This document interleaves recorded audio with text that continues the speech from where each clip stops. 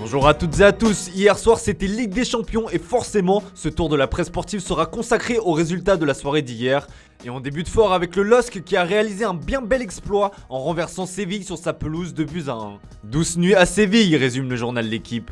Un but sur penalty de Jonathan David et un autre signé d'un autre Jonathan, mais du nom d'Ikoné, a permis au Doc de mettre fin à une longue dizaine de 10 matchs sans victoire dans la compétition. Un premier succès depuis 2012 qui fait un bien fou. Pour Nord-Éclair, c'est mission accomplie. Alors que pour le quotidien sévillan de l'Estadio Deportivo, c'est un chaos inattendu. Grâce à cette victoire convaincante dans le jeu et dans l'attitude, les hommes de Jocelyn Gourvenec peuvent croire de nouveau à une qualification en 8ème de finale de la Ligue des Champions. Au PSG de faire aussi bien ce soir face au RB Leipzig. Si Mauricio Pochettino sera privé de Léo Messi, il pourra compter sur Kylian Mbappé. Pour le Parisien, c'est un véritable soulagement. Ouf, Mbappé est là, peut-on lire. André Di Maria sera lui aussi bien présent, lui qui a purgé ses 3 matchs de suspension. On prend la direction de l'Espagne où l'heure est aussi au soulagement. Le FC Barcelone disputait une petite finale hier face au Dynamo Kiev et ils s'en sont remis à leur sauveur Ansu Fati, auteur du seul et unique but de la partie. Fati Goal, s'exclame le Mundo Deportivo sur sa une. Pour le quotidien espagnol Sport, ce succès permet au Barça de retrouver de l'espoir. Ils vivent, peut-on lire. En effet, grâce à ce succès, le FC Barcelone a désormais son destin entre les mains. Tout comme le Real Madrid ce soir, qui tentera de s'emparer de la première place du groupe D face au Shakhtar. Et comme le placarde si bien A sur sa une, on pourrait assister à une soirée historique du côté de Madrid. En effet, le prochain but madrilène sera tout simplement le 1000e dans la compétition. Rien que ça. Alors, qui sera l'heureux élu ? On revient dans le groupe E, celui du FC Barcelone. Si ces derniers ont désormais leur destin entre leurs mains, c'est grâce à la nouvelle victoire écrasante du Bayern Munich face à Benfica, 5-2. Un succès qui porte l'empreinte du serial buteur Robert Lewandowski, auteur d'un triplé. En ce mercredi matin, la presse espagnole ne peut que constater les dégâts.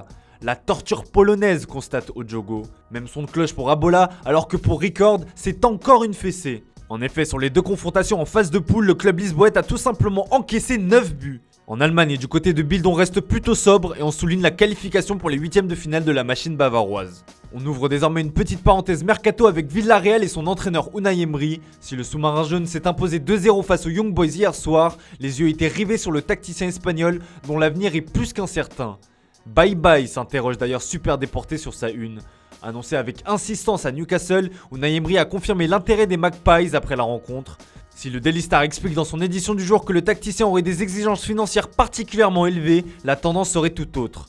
En effet, la BBC rapporte qu'Unai Emery aurait déjà pris sa décision. L'ancien entraîneur du PSG va dire non à Newcastle, à qui il reproche un manque de clarté dans son projet, mais aussi dans son approche auprès de lui. Affaire à suivre. On file en Italie où la Juventus est la deuxième formation hier soir avec le Bayern Munich à avoir validé son billet pour les 8ème de finale de la Ligue des Champions. La vieille dame l'a emporté 4-2 face au Zénith et confirme son visage différent sur la scène européenne. La preuve en chiffres, la Juventus a 12 points en 4 matchs de Ligue des Champions et seulement 15 en 11 matchs de Serie A. Cette soirée a également été marquée par le record et la célébration hommage de Paolo Dybala. Dybala à la Platini, écrit le Corriere dello Sport. L'Euro Joya renchérit la Gazzetta dello Sport. Auteur d'un doublé, l'Argentin a dépassé la légende tricolore au classement des meilleurs buteurs de la Juventus en Ligue des Champions. Le buteur de 28 ans a rendu hommage à Michel Platini en imitant sa célébration lors de la finale de la Coupe intercontinentale en 1985 face à l'Argentino Junior. Un joli clin d'œil. L'autre affiche de la soirée en Italie opposait l'Atalanta à Manchester United et comme le résume si bien Tutto Sport, seul Ronaldo arrête la déesse. Et on va justement terminer ce tour de la presse sportive avec Monsieur Ligue des Champions qui a encore frappé fort hier soir. Dans le temps additionnel, Cristiano Ronaldo, auteur d'un doublé, a permis à Manchester United d'arracher le match nul, 2 buts partout face à l'Atalanta. Run et seulement s'enflamme le Manchester Evening News.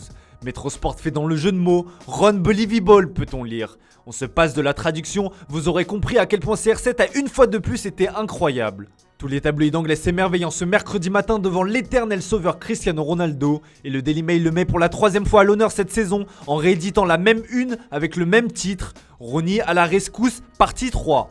Le quintuple Ballon d'Or a déjà scoré à 5 reprises en 4 matchs de Ligue des Champions cette saison avec notamment 3 buts clutch, face à Villarreal pour donner la victoire aux siens, face à l'Atalanta pour le but de la victoire et encore face à cette même DA donc hier pour arracher l'égalisation. Tout simplement monstrueux, chapeau l'artiste. Voilà, c'est tout pour ce matin, merci pour votre fidélité, on se retrouve tout à l'heure pour le traditionnel JT Foot Mercato.